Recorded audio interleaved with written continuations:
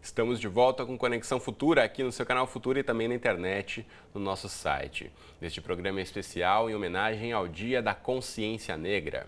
Pois é, em 2011, durante as obras de revitalização da região do Porto da cidade do Rio de Janeiro, foi redescoberto o Cais do Valongo. Entre sua construção em 1811 e a proibição do tráfico de escravos no Brasil 20 anos depois, o local recebeu entre 500 mil e 1 milhão de negros escravizados, trazidos principalmente do Congo e de Angola. O Valongo foi declarado Patrimônio Nacional em novembro de 2013 e agora concorre ao título de Patrimônio Cultural da Humanidade concedido pela Unesco, a Organização das Nações Unidas para a Educação, a Ciência e a Cultura. E para falar mais sobre esse assunto com a gente, recebemos aqui no estúdio do Conexão o historiador Cláudio Honorato, que está aqui ao meu lado. Professor Cláudio, um prazer recebê-lo aqui. Bem-vindo à Conexão. Olá, tudo bom? Cristiano, prazer é todo meu. Bom, a gente tem um clipe de fotos que vamos mostrar daqui a pouquinho aí para o pessoal de casa que não conhece o Cais do Valongo ou que não é aqui do Rio de Janeiro, para poder também visualizar um pouquinho o espaço. Agora, em 1779 já iniciava-se ali um movimento de comércio de escravos e em 1811 apenas foi construído esse cais. Agora, o que mais acontecia naquela região, professor, além do comércio de escravos? Bom, a região, historicamente, ela já é ocupada desde os primórdios da colonização. Naquela região, era uma região de chacras. Então, essa região de chacras vai ser a primeira forma de habitação desse local. Mas, historicamente, o local também é um local de pescadores, né? Então, a própria nome Gamboa remete a essa questão. Então, Gamboa que é o nome da região central, ali, próximo ao Porto, no Rio de Janeiro. Originalmente, Gamboa faz parte dos 3 bairros que compõem a região, que é o Saúde, Gamboa, Santo Cristo.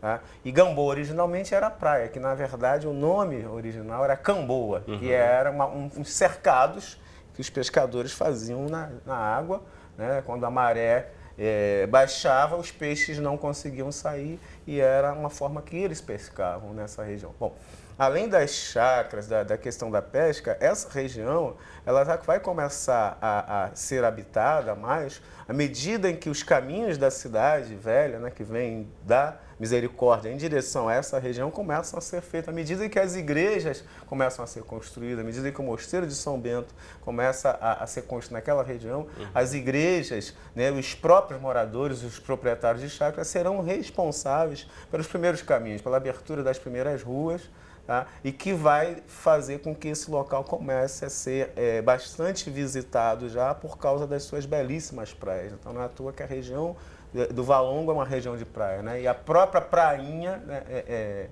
vai justificar este nome. A gente está vendo agora na tela as imagens, né? Tem algumas imagens do espaço já reconstruído, já restaurado, outra dessas obras que aconteceram a partir de 2011. A gente sabe que a partir de 1808 o tráfego quase dobrou de tamanho, acompanhando a cidade com a vinda da corte, passando de 15 mil para 30 mil habitantes aqui no Rio de Janeiro.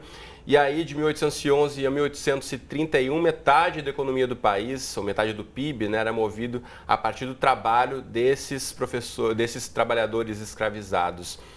Qual a importância de resgatar essa história? A gente está vendo esse espaço agora ali, né, um espaço de visitação aqui no Rio, mas tentando imaginar a situação de vida e de trabalho, e ali era o local onde chegavam tantos trabalhadores que fizeram parte da história do Brasil.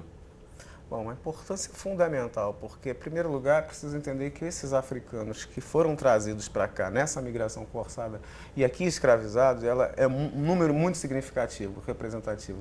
O Brasil recebeu 40% de todos os escravos que vieram para as Américas, em torno de 4 milhões. Né? E o Rio de Janeiro vai ficar com em torno de 60% desses escravos. Então, mais ou menos 1 milhão passaram pelo Valongo, que vão para a região da mineração, que vão para a charqueada no Rio Grande do Sul, para a cana-de-açúcar no Campo do Goitacazes, depois no século XIX para o Vale do Café e para toda a região do recôncavo da Guanabara, hoje boa parte dessa região conhecida como Baixada Fluminense, os engenhos de farinha, no trabalho de corte de madeira, das carvoarias e uma série de outros trabalhos, né? Abertura dos rios. Então você vai ter o negro basicamente em todos os serviços, né, na colônia. O que significa dizer, né, que a economia desse país era movida pelo trabalho escravo, pelo trabalho negro. Então, a importância, né, de resgatar essa história e essa memória é fundamental para nós entendermos que o negro não só contribuiu com a música, ele não só contribuiu com a dança, com a comida.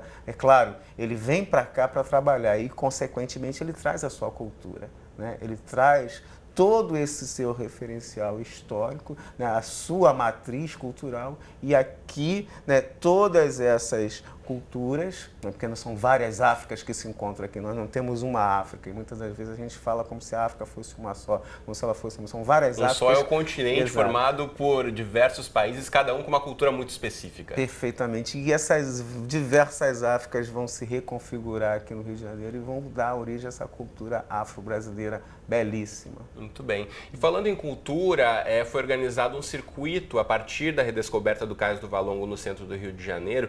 Eu vou aproveitar e mostrar o site, onde você pode ter mais informações sobre esse circuito muito interessante e turístico que você pode fazer aqui a partir das obras do Porto Maravilha. Você entra aí no site que é portomaravilha.com.br/circuito, que é esse espaço de celebração da herança africana ali na região central do Rio. Se você não é aqui do Rio, aqui você vê a parte em azul, claro, é a parte da Baía de Guanabara, e você vê aqui já a região central, e uma série de espaços foram restaurados a partir aqui do Cais do Valongo e da Imperatriz, como já falamos, a Pedra do Sal, que é um outro reduto fundamental aí, considerado o berço do samba carioca.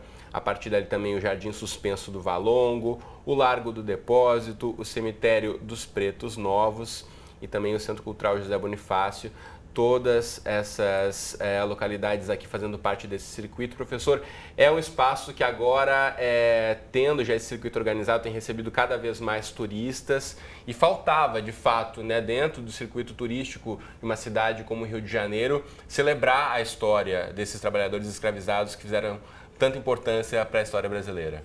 Eu costumo dizer, né, que a autoria do circuito ela não é nossa. A autoria do circuito são deles, dos nossos antepassados. São as pedras que eles pisaram, são os locais onde eles trabalharam, os locais onde eles compartilharam a sua dor, as suas alegrias, onde eles celebraram, né, a questão do sagrado. Então, toda essa região que no final do século XIX vai ser considerada a pequena África. Então, esse circuito, ele dialoga com todos os outros circuitos na cidade, porque se a gente pensar de uma forma geral, a própria cidade do Rio de Janeiro é um quilombo urbano, né? Não é à toa que o Rio de Janeiro, no século XIX, era a maior cidade escravista das Américas, e não é à toa que o Brasil hoje é o segundo país de maior negro no mundo, só perde para a Nigéria. Então, o Rio de Janeiro é a África, se a gente pensar nesse aspecto, na cultura, na música, na dança, na arte, arquitetura, porque esses eram os artífices. Você tem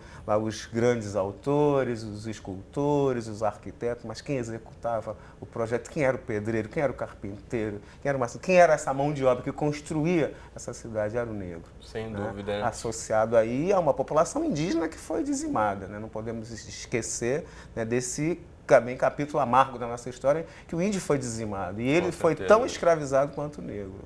Bom, é importante a gente lembrar que esse espaço que mostramos no Cais do Valongo, entre outras localidades na região central, foi aterrado. Agora estamos redescobrindo essa história fundamental. Então, se você estiver aqui no Rio ou passar por aqui, vale a pena fazer esse circuito e resgatar um pouco mais dessa história.